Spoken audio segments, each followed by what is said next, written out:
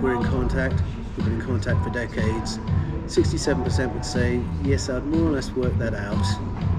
I'm not surprised. How shocked the other 33% would be, I don't know.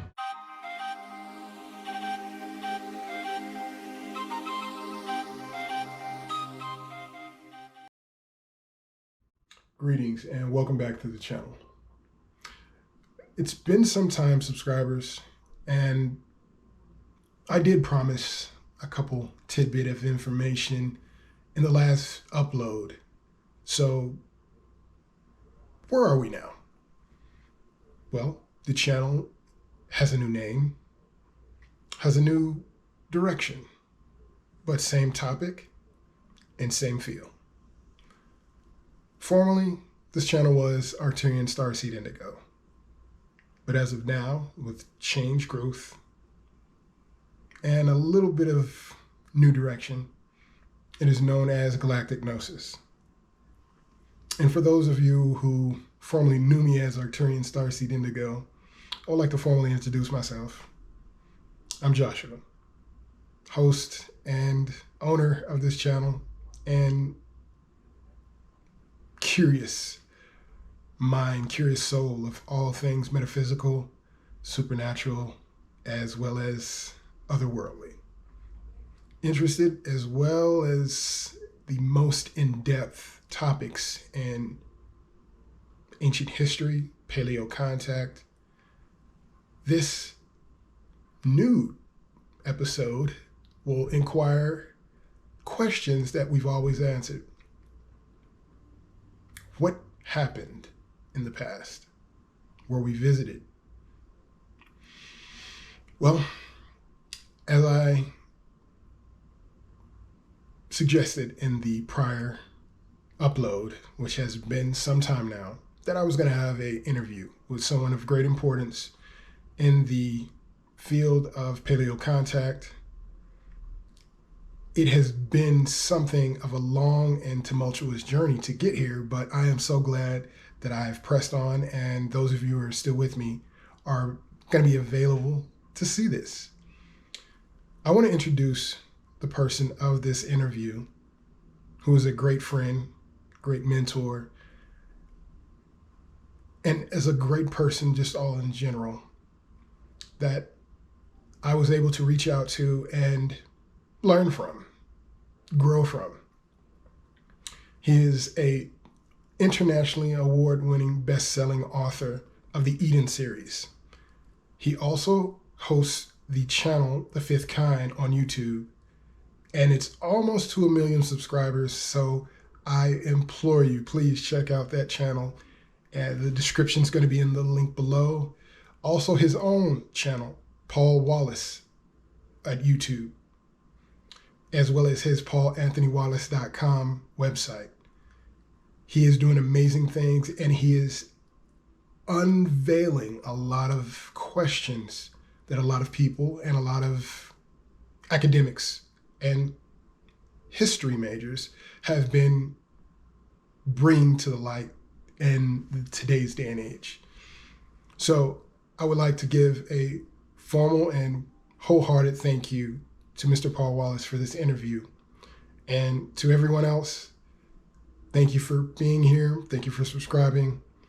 And I hope you enjoy this interview with myself, Joshua of Galactic Gnosis, and Paul Wallis. Enjoy. We're in contact. We've been in contact for decades. 67% would say, yes, I'd more or less worked that out. I'm not surprised. How shocked the other 33% would be, I don't know. And I think there would be other countries that are a little bit further forward than the USA in being ready to engage in that conversation. So people in Central and South America, I think, would be less surprised. There are hotspots around the planet where far higher proportions of the public have seen craft, or there have been mass sightings, and so they've had to be thinking ahead on this, perhaps more than a lot of us. Yeah, I think we can cope with it. I mean, I study ancient narratives from cultures where this was public conversation and the memory of colonizations was a matter of open knowledge. Well, if those cultures could cope with it, why on earth couldn't we?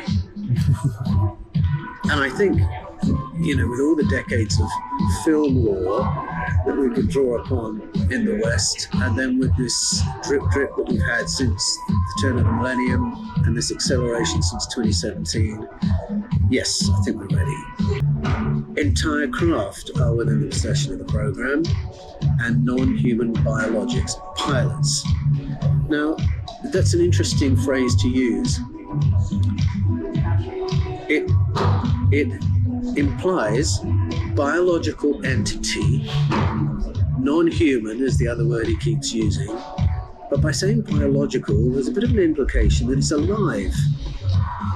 The ship? Do you see what I mean? The pilots. Okay. Biological. I mean, the word means life. Right. So that raises the question, sorry, are these dead pilots, or are these pilots that we're communicating with? Is the program actually a collaboration of some kind? So now all that is on the table. Members of Congress are asking those questions. Slightly worrying listening to the hearing, because you could hear what the issue was for some of these members of Congress. Now, first of all, they're offended that they don't have a right to the Pentagon's information. So, in Britain, the intelligence services they're not subject to democratic accountability. They don't owe the Prime Minister or Parliament any explanation of anything, because they derive their authority from the Crown. Okay. In America, it's a little bit different. Oh, yeah. There isn't a crown, but there are laws that enable a compartmentalization of information. And David Grush is challenging whether they're working properly, whether his exclusion from information is legal. Now, all this might end in a, anticlimax. Some ruling might be made. Yes, it's legal. We passed some laws a few decades ago that says they can do that. And end of story. Could be that. But Congress is offended because they think they run the country. How can they not be allowed to know, is their argument, if there is an existential threat to the United States of America, if there's a national security threat, how on earth can Congress not be allowed to know? This is their argument. And I sympathize with that greatly. The problem, though, is we've had this contract for more than 70 years. They've never bombed us. At all. We've tried to shoot them down. They've not bombed us. So when the three witnesses at the hearing, Ryan Graves, David Fravor, and David Grush, were asked if these craft represented a threat, a military threat, to our well-being, the answer was potentially. Potentially. Definitely potentially. Not yes. Yeah. It can't be a yes, because they haven't done anything in more than 70 years. They're playing with us. They're toying with us, but they're not bombing us. And that catches my attention because my expertise is in world mythology, ancestral narratives, indigenous story from around the world. And all our traditional cultures, I think I could say, speak about ET contact in the deep past. And they would suggest a spectrum of contact, so that in the past we have experienced invasions, we have experienced colonization, but we've also experienced visitations from other entities, other demographics who've come to support Project Earth, Project Humanity. So when I see craft that are toying with us for 70 years but have never bombed us, it worries me that members of Congress are wanting to frame this whole thing as if it were a military threat. We're the military threat. And we've seen anxiety leveraged in the past simply to increase the size of black budgets and the power of people who have oversight over those programs. And I don't want to see that happen again. We don't need to be giving extra power to the military-industrial complex. It's got quite enough work already, hasn't it? And it distorts our understanding of where we are in the cosmos. So Christmas 2020, we heard from Herr Hachet, the Brigadier General, who for 28 years was Israel's chief of space security. He's not talking about existential threats. It was his job to know if there was one for 28 years. He made a statement saying, we're in contact. We've been in contact for a very long time. We've been collaborating for a very long time. And it's with a number of demographics. There is, he said, a galactic federation of spacefaring civilizations who have agreed not to self-disclose, well, just about, until you and I have a better understanding of what space is and what spaceships are. So what he's describing there is a stable scenario.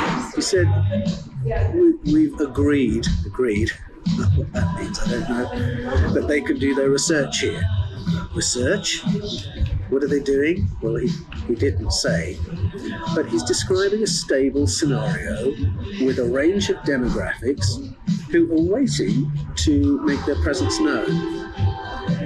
So there are two layers, because I know you're interested in what is motivating the lack of disclosure. I think there are two layers to it. I think our visitors have agreed not to self-disclose until our governments are telling us what they know after their 70 years of research about what space is and what spaceships are. So there's two layers of permission giving.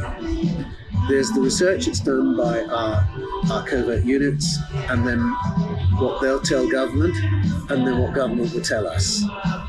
And apparently our visitors are so polite, they're waiting for that process to happen. They're waiting for human-to-human disclosure to happen.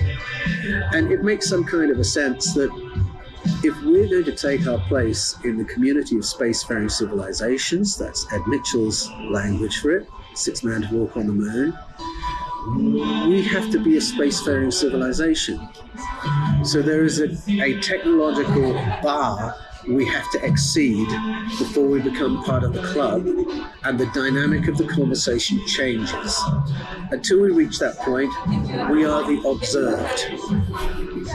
Okay, we're the ones being researched. When we are truly a spacefaring civilization, we're part of the club, and we'll be sitting around a different table having a different kind of conversation. So I really think that is what's happening. And it might sound eerily like Star Trek, but our fiction writers get their ideas from somewhere, and they get them from what's been going on. So that's my reading of the situation.